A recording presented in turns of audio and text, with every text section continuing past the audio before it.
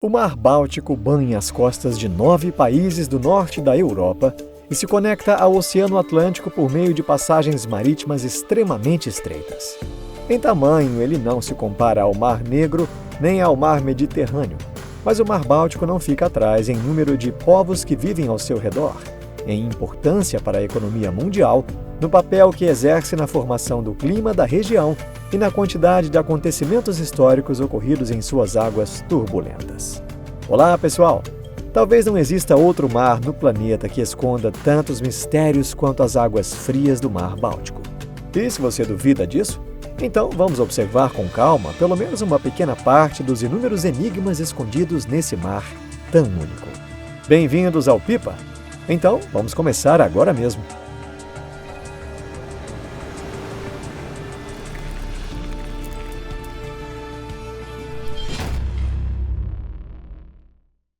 O mar mais jovem. A primeira característica do Mar Báltico é a sua juventude.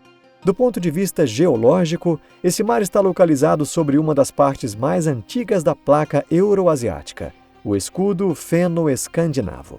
A própria crosta terrestre dessa região tem a impressionante idade de cerca de 1,8 bilhão de anos, mas o surgimento do mar nesse local aconteceu há relativamente pouco tempo, em termos geológicos.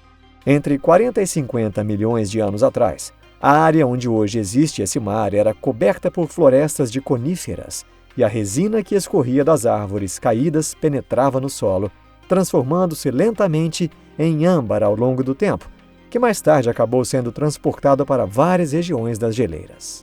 Por causa desse contexto, essa região passou a ser chamada mais tarde pelo nome poético de Mar de Âmbar. Durante a era glacial, enormes massas de gelo exerceram uma forte pressão sobre a crosta terrestre e, como resultado, ela começou a se deformar profundamente. O período em que esse efeito foi mais intenso aconteceu durante a última era glacial, cerca de 20 mil anos atrás. Quando essas geleiras começaram a recuar, a água passou a se acumular nas depressões deixadas por elas, formando gradualmente a base do atual Mar Báltico. O mais importante é que o contorno aproximado da costa atual só se estabeleceu há cerca de 4 mil anos. Imagine só, naquela época, enquanto o Egito já abrigava uma civilização altamente desenvolvida e os primeiros estados começavam a surgir ao redor do Mediterrâneo, o Mar Báltico, recém-libertado do gelo, ainda permanecia como um mundo selvagem e intocado.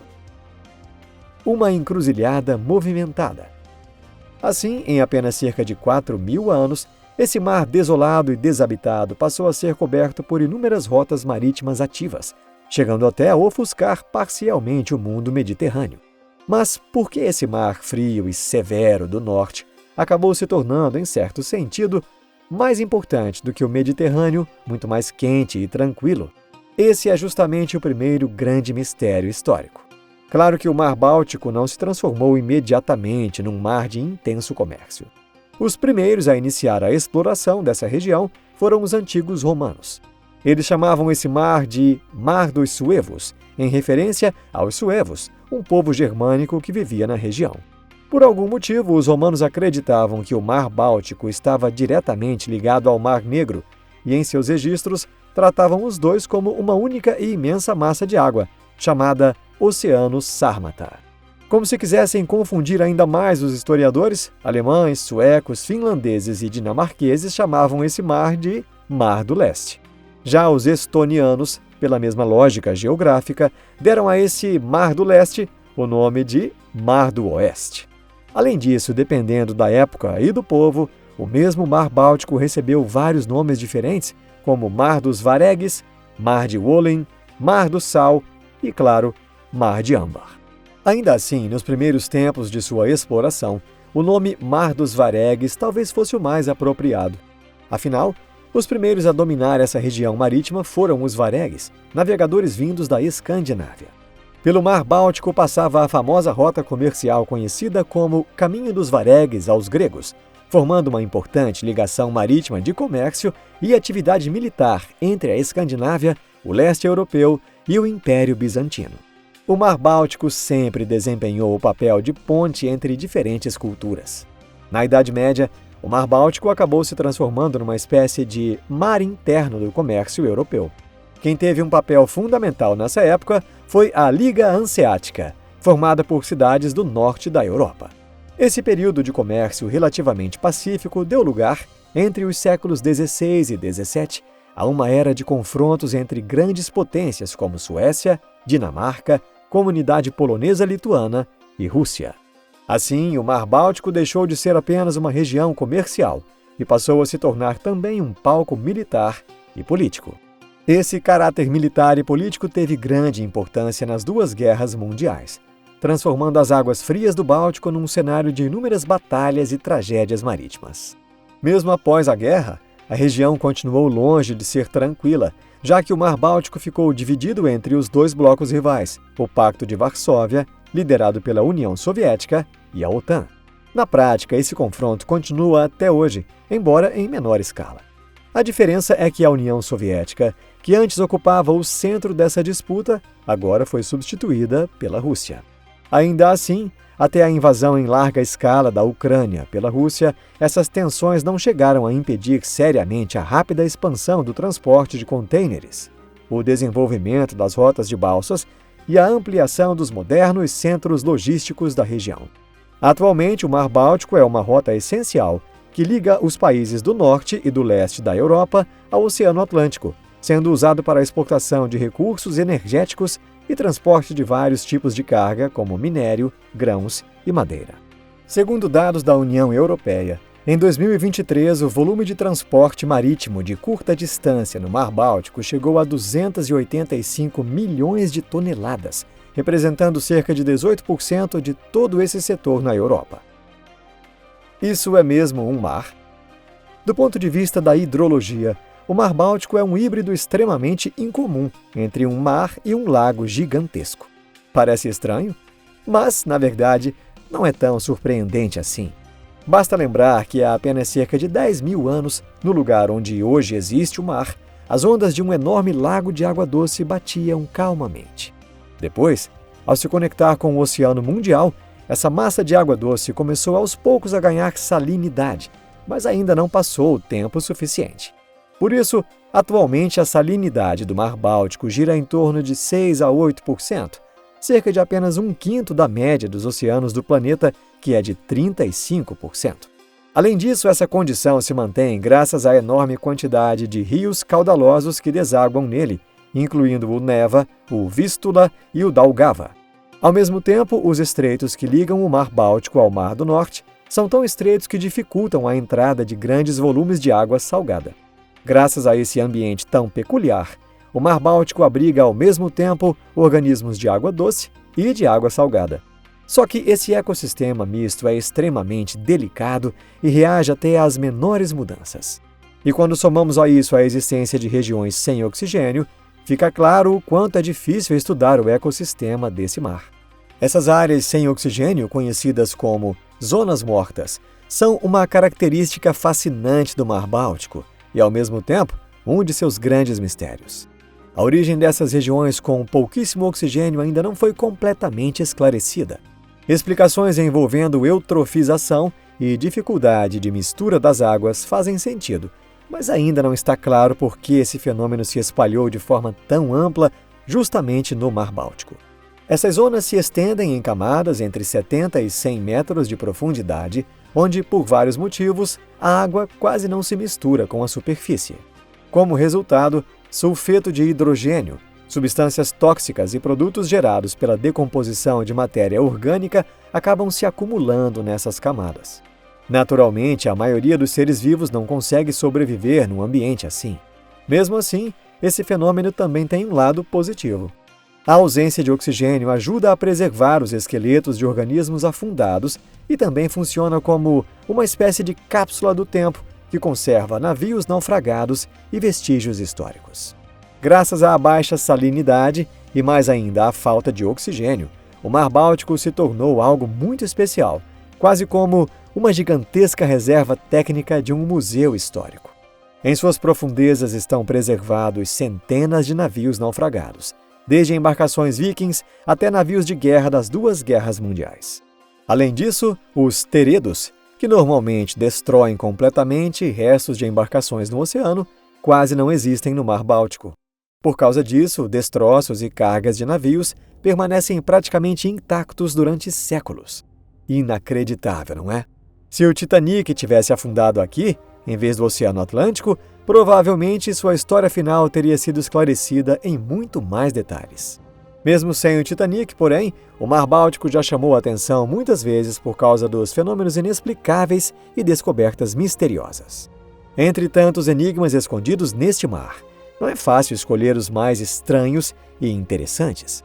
Por isso, agora vamos conhecer alguns dos casos que causaram maior repercussão. O objeto anômalo do Mar Báltico. Esse objeto foi descoberto em 2011 pela equipe sueca Ocean X Team no fundo do Golfo da Bótnia, perto das Ilhas Åland. A uma profundidade de 87 metros, o sonar captou um estranho objeto circular com cerca de 60 metros de diâmetro que lembrava um típico disco voador. Mas por que algo assim estaria numa profundidade dessas? Alguns pesquisadores fascinados por teorias da conspiração acreditam que uma nave extraterrestre teria sofrido um acidente, afundado no fundo do mar e encontrado ali o seu fim. Eles afirmam que a prova disso seria um sulco característico de 300 metros que se estende pelo fundo do mar em direção ao objeto. Após investigações mais detalhadas, descobriu-se que o objeto é formado por rochas de origem glacial e possui uma base de cerca de 60 metros de diâmetro, além de um formato parecido com um cogumelo, com aproximadamente 8 metros de altura até o topo. A parte superior, chamada cúpula, tem cerca de 4 metros de altura. Em sua superfície existem várias depressões alongadas e regulares, com paredes verticais retas. Os esboços e fotografias do chamado objeto anômalo do Mar Báltico realmente lembram tanto uma nave espacial quanto estruturas famosas como Stonehenge. Os defensores da teoria da nave extraterrestre afirmam que equipamentos de navegação deixam de funcionar normalmente nas proximidades da estrutura. No entanto, relatórios científicos não mencionam qualquer falha nos equipamentos, e os jornalistas que divulgaram essa história apenas citaram declarações atribuídas a participantes da expedição. Por outro lado, o geólogo Volker Bruckert, da Universidade de Estocolmo, rejeita completamente qualquer relação com alienígenas ou OVNIs. Segundo ele, o objeto possui uma origem geológica perfeitamente explicável. De acordo com o pesquisador, as amostras retiradas da estrutura consistem em rochas comuns como granito, gneiss e basalto, e fragmentos carregados por geleiras ao longo de milhares de quilômetros, às vezes podem assumir formas bastante incomuns. É claro que o cientista não comentou nada sobre os supostos problemas nos equipamentos de navegação. Já os defensores da teoria sobre armas secretas nazistas se apegaram justamente a esse fato. Eles acreditam que essa estrutura teria sido usada pela Alemanha nazista para interferir nas comunicações de rádio de submarinos inimigos. E afirmam ainda que, após a guerra, esse equipamento de interferência foi destruído, junto com seus desenvolvedores. Bem, convenhamos, isso até soa um pouco mais plausível do que a história de um OVNI. De fato, até hoje continuam sendo encontrados inúmeros vestígios da Segunda Guerra Mundial ao redor do Mar Báltico. A misteriosa muralha de pedra. Aliás, uma das hipóteses sobre a origem do objeto anômalo do Mar Báltico sugere que ele talvez fosse parte de uma estrutura de defesa costeira que acabou submersa por algum motivo. Já no caso da misteriosa muralha de pedra, hoje quase ninguém duvida de que ela faça parte de uma construção antiga e, acima de tudo, criada por seres humanos da Terra. Essa muralha de pedra, com 971 metros de comprimento e cerca de 50 centímetros de altura, foi descoberta no fundo do mar, a aproximadamente 21 metros de profundidade e a cerca de 10 quilômetros da costa de Herrick, na Alemanha. No começo, assim como aconteceu com o objeto anômalo do Mar Báltico, os cientistas acreditavam que essa muralha, formada por 1.673 pedras empilhadas, também tivesse origem glacial. Ou seja, imaginava-se que a borda de uma geleira em movimento tivesse empurrado pedras e rochas em uma única linha.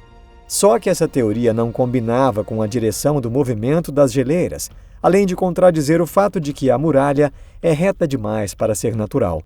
A datação por radiocarbono de materiais orgânicos encontrados nas proximidades revelou que essa estrutura tem entre 10.000 e 8.500 anos de idade. Naquela época, essa região ainda estava acima do nível do mar. Depois, com a elevação do nível das águas, a muralha acabou submersa e afundou até os atuais 21 metros de profundidade.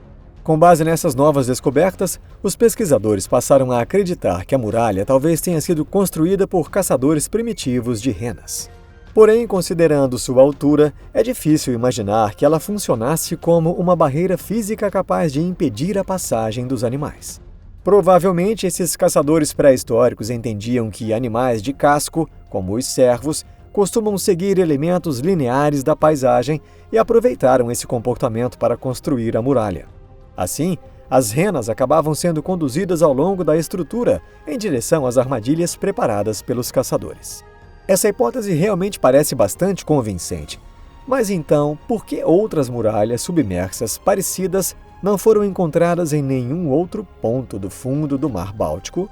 Talvez a tribo mais engenhosa da Terra tenha vivido justamente nessa região. Os tesouros dos navios naufragados. Como já mencionamos antes, no Mar Báltico, até mesmo embarcações de madeira podem permanecer preservadas durante séculos. A baixa salinidade e a falta de oxigênio criaram um ambiente quase perfeito para isso. Por causa disso, o fundo do Mar Báltico acabou se tornando menos um simples cemitério de navios e mais uma espécie de arquivo especial, onde a história marítima de diferentes épocas ficou preservada quase intacta. O que se encontra ali não são exatamente tesouros no sentido tradicional, mas navios incrivelmente bem conservados e os objetos transportados por eles.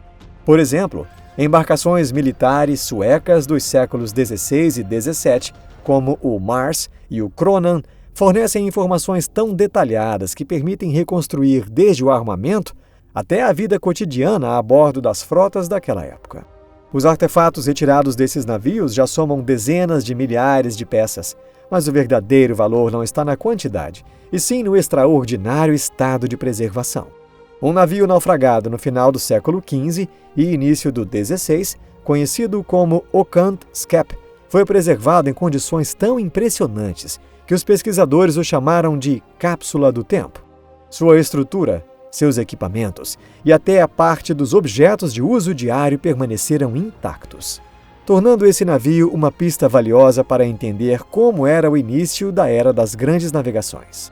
O Mar Báltico também guarda capítulos especialmente trágicos da história. O Wilhelm Gustloff era um navio de passageiros alemão lançado ao mar em 1937 e afundado em 30 de janeiro de 1945, após ser atacado por um submarino soviético. O número de vítimas ultrapassou 9.000 pessoas, e esse naufrágio é considerado o maior desastre marítimo da história da navegação. Também existe a teoria de que o navio transportava ouro saqueado e até parte da famosa Sala de Âmbar, retirada do Palácio de Catarina. Mesmo com todos esses rumores sobre tesouros, o local é tratado acima de tudo como um memorial às vítimas, e atualmente o acesso à área é restrito. Em resumo, embora o Mar Báltico já tenha sido estudado com bastante profundidade, ele continua sendo um mar longe de ser totalmente compreendido. Quanto mais descobertas surgem, mais difícil parece enxergar o quadro completo. Isso significa que o trabalho dos pesquisadores ainda está longe do fim, enquanto novas histórias fascinantes continuam nos esperando.